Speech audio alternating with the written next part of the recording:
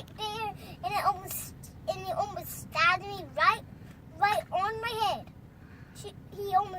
The bird almost stabbed me when he dropped the knife. He almost stabbed me, but it landed right there, and it almost stabbed someone else.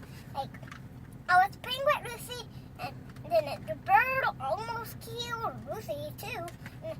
And it just hurt her foot a little bit, and it gave her a bird bow. And you were looking at the bird.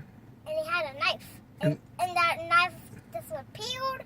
The knife appeared right between his toes. It just followed, almost killed both of us.